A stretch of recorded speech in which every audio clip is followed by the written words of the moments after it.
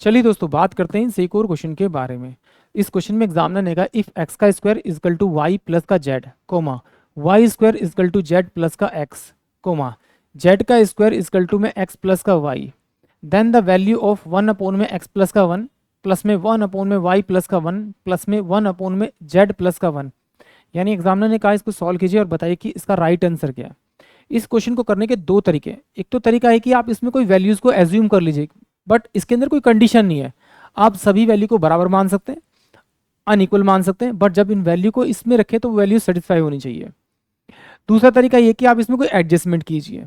तो हम इसे दोनों तरीके से करेंगे। पहले हम इसे एज्यूम करके ट्राई करेंगे।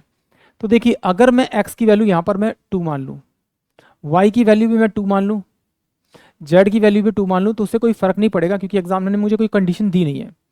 तो अगर मैं x की वैल्यू यहाँ 2 रखूँगा तो ये मेरे पास 4 हो जाएगा बराबर में। y की वैल्यू 2 रखूँगा प्लस में z की वैल्यू 2 रखूँगा तो 2 2 4, यानी दोनों बराबर होंगी वैल्यू।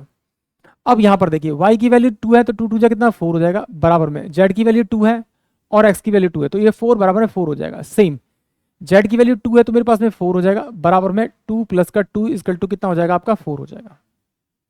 ठीक है, अब चलिए इसी वैल्यू को अब यहाँ पर रख देते। तो 1 में x की वैल्यू कितनी है मेरे पास 2, तो 3 हो जाएगा ये। प्लस का 1 में y की वैल्यू भी 2 है तो 3 हो जाएगा।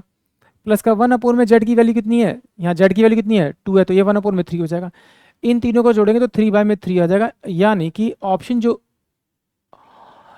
बी होगा वो इस क्वेश्चन के लिए करेक्ट होगा, यानी कि इसका आंसर जो आएगा वो 1 आएगा।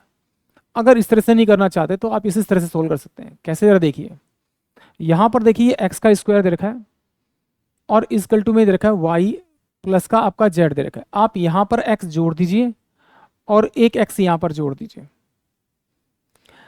यहाँ से अगर आप एक्स कॉमन निकालेंगे तो ये एक्स प्लस का 1 मेरे पास ये वैल्यू आ जाएगी बराबर में वाई प्लस का जेड प्लस का एक्स आ जाएगा, और ये अपोन में यहाँ से जब ये एक्स हटाएंगे तो ये नीचे आके ये वैल्यू आ जाएगी। सेम ऐसे ही यहाँ पर क्या जोड़ेंगे, यहाँ पे y यहाँ पर जोड़ेंगे और y यहाँ पर जोड़ेंगे तो यहाँ पे क्या हो जाएगा सेम y प्लस का 1 बचेगा। आप जो सोल्व करेंगे तो बराबर में क्या हो जाएगा ये x प्लस का y प्लस का z अपोन में यहाँ y बचेगा। सेम यहाँ पर क्या करेंगे, हम z जोड़ेंगे यहाँ पर और z यहाँ पर जोड़ेंगे। तो यहाँ से जब कॉमन निकालेंगे तो कॉमन निकाल के क्या आएगा सेम हुई z प्लस का 1, और जैसे यहाँ पर लॉजिक लगा के ये वैल्यू निकालिए, ऐसी बाकी सब वैल्यू निकलिए तो ये x प्लस का y प्लस का z बाय में आपका z हो जाएगा। इसकी वैल्यू को यहाँ से रिप्लेस करेंगे तो ये x अपोन में क्या होगा x प्लस का y प्लस का z प्लस में ये मेरे पास y है तो ये हो जाएगा y अपोन में x प्लस का y प्लस का z हो जाएगा, प्लस में z हो जाएगा आपका x प्लस का y प्लस का z। तो ये x प्लस का y प्लस का z अपोन में x प्लस का y प्लस का z, इससे ये कट जाएगा तो यानी कि ये 1 आएगा। यानी कि ऑप्शन जो बी होगा वो इस क्वेश्चन के लिए करेक्ट होगा। आई होप आप सभी क्वेश्चन समझ में आया होगा।